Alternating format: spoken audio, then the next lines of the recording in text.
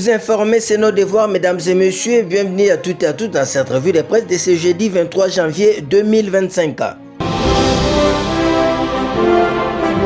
Enjeu climatique, Davos 2025, la RDC prend les devants avec un projet de réserve forestier géante à la une du tabloïd Info 27. Selon notre confrère, Félix Tshisekedi a fait une allocution mercredi 22 janvier et a positionné son pays comme un pays solution face aux enjeux climatiques. En effet, le chef de l'État congolais a dévoilé un ambitieux projet structurant axé sur la lutte contre le changement climatique, la préservation de la biodiversité et le développement économique inclusif. Il s'agit de l'aménagement de la plus grande réserve forestière mondiale en guise de réponse à sa vision de construire les pays solutions aux défis des changements climatiques. Au moment de la COP26 en 2021, j'avais défendu que la RDC pouvait être un pays solution, une nation dotée non seulement d'une richesse exceptionnelle en ressources naturelles, mais aussi une capacité unique à relever les défis climatiques grâce à des pratiques innovantes et durables, a déclaré Félix Tshisekedi.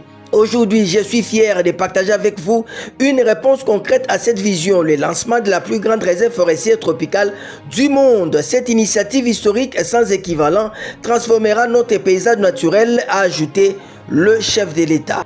Dans un autre chapitre, Patrick Mouyaya prend une part active au forum Investir en RDC à Paris, rapporte le quotidien Information Générale, le journal. Associer les investisseurs à une vision positive de la RDC, Patrick Mouyaya, ministre de la Communication et des Médias, a souligné l'importance de présenter la revue nature du Congo sous son véritable jour. La République démocratique du Congo est un pays qui doit se présenter dans sa vraie valeur au monde parce que le plus souvent, lorsqu'on parle de la RDC, on en parle sous le prisme de la guerre, a-t-il indiqué avant d'évoquer le changement des narratifs amorcé avec l'arrivée du président Félix Antoine Tshisekedi. Nous avons commencé ce qu'on appelle un véritable changement de narratif, un changement de narratif qui suppose une appropriation de la narration de notre pays. RDC, Jules Alinguete et Noëlla Ayeganagato veulent faire de jeunes des acteurs clés contre la corruption, rapporte le site d'information générale neticnews.net. Mercredi 22 janvier 2025, dans son bureau de travail, la ministre de la Jeunesse, Mme Noëlla Ayeganagato, a reçu l'inspecteur général des finances, M. Jules Alinguete, pour discuter du lancement imminent d'une vaste campagne de sensibilisation de jeunes contre la corruption. Cette initiative s'inscrit dans la dynamique gouvernementale visant à mobiliser les jeunes pour devenir des fers de lance de la lutte contre ces fléaux en cohérence avec la déclaration de 2025 comme année de la mobilisation de la jeunesse dans la lutte contre la corruption. Dans les mois à venir, l'inspection générale des finances prévoit des actions de terrain pour sensibiliser, former et mobiliser le jeune à travers des campagnes, des ateliers et des initiatives citoyennes. L'objectif est de les étudier pour devenir des agents actifs du changement dans leur communauté. Il est encore monté au créneau Jean-Aimé Mbiyabondo Chabanza, vice-président fédéral UDPS Tshisekedi, USA. Pour une UDPS unie et forte, mobilisons-nous autour de l'autorité de référence. Sa réflexion est rapportée par les sites d'information générale pifoinfo.net.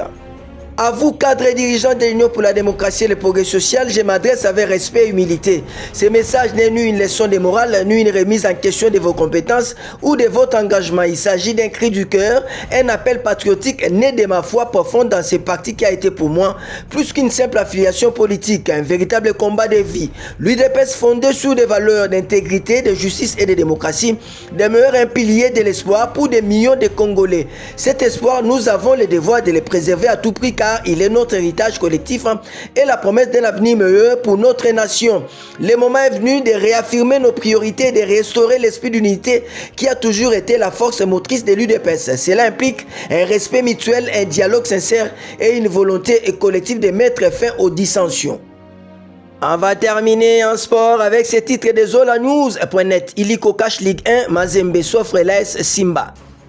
Après son élimination en phase des groupes de la Ligue des Champions, la Confédération africaine de football, Mazembe a retrouvé le chemin de la Ligue nationale cet après-midi face à l'AS Simba, nous dit notre confrère. Au terme d'une rencontre logiquement serrée, les Corbeaux ont su faire l'essentiel alors que les deux équipes s'est neutralisées durant les 45 premières minutes. La dynamique a changé en seconde période. Privé des 5 cadres, parti en stage avec l'équipe nationale à Prime à Dubaï, Mazembe a abordé la deuxième mi-temps avec une motivation sont renouvelées. Les hommes de la Ndiaye ont montré des intentions offensives claires sur le terrain jusqu'à obtenir un penalty lorsqu'Mbaye a été fauché dans la surface par Mangoba. Aliou Fati a pris en charge les penaltys et a marqué pour les Corbeaux à la 62e minute. 1-0 score final. Ça n'est donc fini. Pour cette revue de presse, au revoir et à demain.